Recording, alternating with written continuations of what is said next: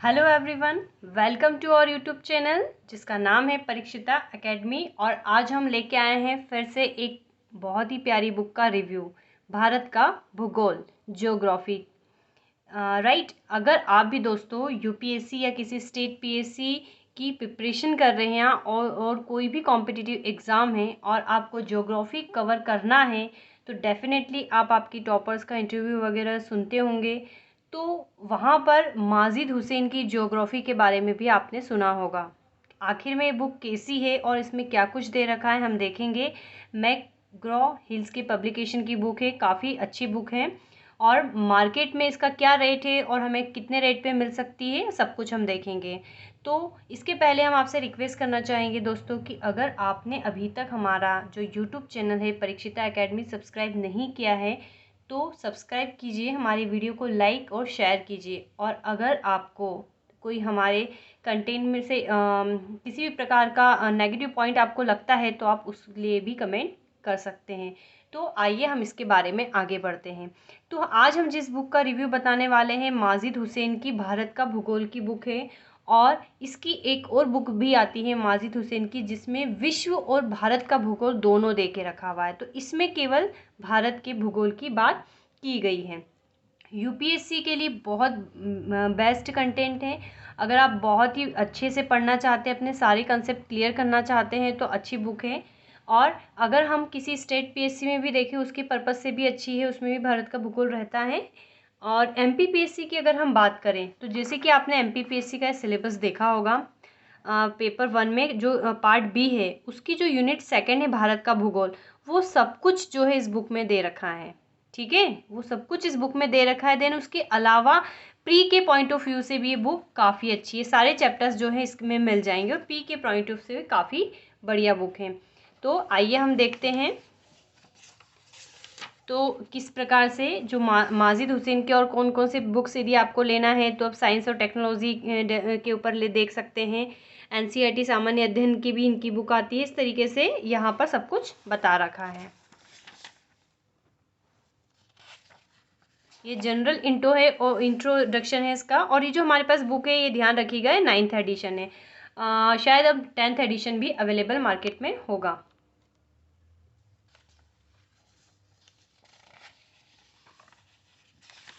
और ये जो बुक स्टार्ट होती है तो इसमें यूपीएससी का सिलेबस भी दे रखा है कि यूपीएससी के एग्ज़ाम में क्या होता है, किस प्रकार से प्री होती है, मेंस होती है, क्या क्राइटेरिया रहता है, कितने मार्क्स का पेपर होता है, सब कुछ इसमें बता रखा है।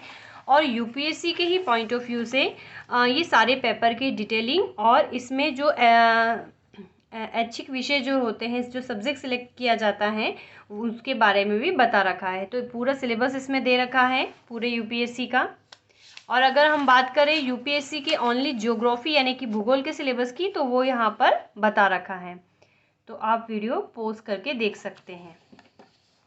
इस प्रकार से ये सब कुछ बता रखा है। अब हम बात करते हैं कि इस बुक में क्या खास है।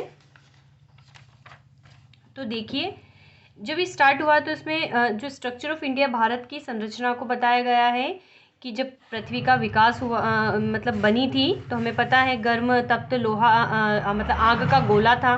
फिर ये धीरे धीरे ठंडा हुआ तो आर्केन शेल बनी। इस प्रकार से जो एक उसका पूरा जो क्रोनोलॉजी है इस बुक से आपको बहुत ही बढ़िया से क्लियर हो जाएगी।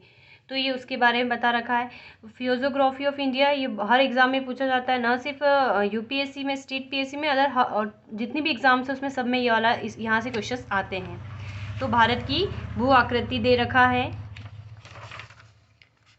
और भू आकृति में जैसे उत्तरी मैदान होता है, तटीय मैदान होते हैं, इस प्रकार से जब पढ़ते हैं तो हमें क्लियर हो जाता है। ड्रेनेज सिस्टम पूरा दे रखा है, अपवाह तंत्र दे रखा है और उससे संबंधित जितने भी सारी चीज़ें हैं जैसे राष्ट्रीय जल नीति हो गया, मुख्य बांध हो गया, या इसके करेंट में जो भी हुआ वो सब कुछ दे के रखता है। दोस्तों मैं यहाँ पर आपको बता दें कि इस बुक की सबसे अच्छी बात क्या है कि जो भी इसका लेटेस्ट अपडेशन होता है तो इसमें जो भी करंट में चीज़ें होती है वो भी इसमें ऐड करके आपको मिलती है बाकायदा। तो इस प्रकार से नेक्स्ट चैप्टर इसमें क्लाइमेट दे रखा है। फिर प्राकृतिक वनस्पति एवं राष्ट्रीय उद्यान दे रखा है। अभी आपको मैं इंटरेस्टिंग बात ये बताते हैं कि इसमें जो राष्ट्रीय उद्यान और जो भी प्राकृतिक वनस्पति इसके बारे में दे रखा है और जो नेशनल पार्क के बारे में बहुत ही अच्छे से दे रखा है। अभी हाल ही में जो MPPSC का एग्ज़ाम हुआ था 2020 का, उसमें नेशनल पार्क के से रिस्पेक्ट में कुछ एक क्वेश्चन आया था, राइट। जो भी ये 4 नेशनल पार्क के नाम दे रखे थे और उनके सामने स्टेट दे रखा था और इसमें से रॉन्ग हमको सिलेक्ट करना था। और जो इसमें जो भी नेशनल पार्क दे रखा था वो किसी भी बुक में इतना नहीं दे रखा है। जैसे बहुत सारे लोग ल्यूसेंट का सजेस्ट करते हैं, ल्यूसेंट में वो वाले नेशनल पार्क है ही नहीं। मतलब आप पढ़ तो रहे हैं, कंटेंट भी काफ़ी अच्छा है उसका भी, लेकिन उसके बावजूद भी वो जो नेशनल पार्क उसमें जो दे रखा है उसके एक्स जो है अलावा पूछ लिए गए। और इससे रिस्पेक्ट में जो भी जैसे रामसर साइड होता है, जो भी इससे संबंधित टर्म्स होती है वो उसकी डिटेलिंग इसमें पूरी दे रखी है। जैसे आपने रामसर साइड के बारे में काफ़ी सुना होगा, ठीक है। जो बायोस्फीयर रिजर्व क्या होते हैं बहुत अच्छे से बताया गया है, तो हमने इसकी एक स्पेशलिटी आपको बता दी। इसी प्रकार नेक्स्ट चैप्टर इसमें सॉइल है, मृदा के बारे में अच्छे से बता रखा है और विथ डायग्राम अर्थात पूरा ग्राफ मैप के थ्रू बताया गया है। संसाधन बहुत बढ़िया चैप्टर है, ऊर्जा संसाधन। ये न सिर्फ ज्योग्राफी में बल्कि साइंस एंड टेक्नोलॉजी का जो पेपर होता है उसमें भी इसके बारे में दे रखा है। यदि मैं MPPSC के सिलेबस की बात करूँ तो ऊर्जा के ऊपर वहाँ पर एक यूनिट दे रखी है, तो ये उसमें वहाँ पर भी काम आ जाएगा। और एग्रीकल्चर से संबंधित दे रखा है, अच्छे से दे रखा है। कृषि का स्थानिक संगठन, ये टॉपिक्स दे रखे हैं। उद्योग जो है, इंडस्ट्रीज के बारे में अच्छे से दे रखा है, बहुत बढ़िया से, बहुत अच्छा कंटेंट है। नेक्स्ट चैप्टर है इसमें परिवहन, संचार एवं व्यापार। ये इस प्रकार से अच्छे से दिखेगा आपको, ये देखिए, ठीक है। फिर सांस्कृतिक विन्यास, यहाँ पर जातियों के बारे में दे रखा है, पूछा जाता है इसमें से भी एग्जाम में, PSC में क्वेश्चंस बनते हैं। बस्तियों के बारे में बताया गया है। नेक्स्ट यूनिट है इसकी प्रादेशिक विकास एवं आयोजना और भारत राजनीतिक परिप्रेक्ष्य में। और लास्ट में इसमें जो समसामयिक मुद्दे हैं अर्थात जो भी लेटेस्ट चीज़ें हुई है उसके रिस्पेक्ट में दे रखा है। जैसे कि पर्यावरण आपदा, चलो नॉर्मल बात है, भूस्खलन, लेकिन महामारी के बारे में, कोरोना महामारी का इसमें बता रखा है जो कि अभी रिसेंट जो है घटना है। फिर इस प्रकार से सब कुछ इसमें जनसंख्या विस्फोट, नगरीय, और देखो ये CAA, ये भी नागरिकता संशोधन अधिनियम जो है उसके बारे में दे रखा है। राष्ट्रीय जो जनसंख्या रजिस्टर NPR इसके बारे में बता रखा है। NRC के बारे में बता रखा है, अर्थात जो भी लेटेस्ट हैं जितने भी सब कुछ बता रखा है। और लास्ट में इसमें मल्टीपल चॉइस क्वेश्चंस जो है प्रैक्टिस के लिए दे रखे हैं। तो ये जनरली हमने इसका सिलेबस देखा। तो ये इसका, जैसे हम सारा तो नहीं बता सकते आपको, ये चैप्टर बिल्कुल ग्राफ में स्टार्टिंग में जो भी है वो ग्राफ के तरीके से समझाया गया है और बिल्कुल बढ़िया सी टेबल बनाई है। और जहाँ पर हो सका है वहाँ पर इन्होंने बहुत इस प्रकार से इंडिया का मैप बना के, डायग्राम बना के बताने की कोशिश की गई है।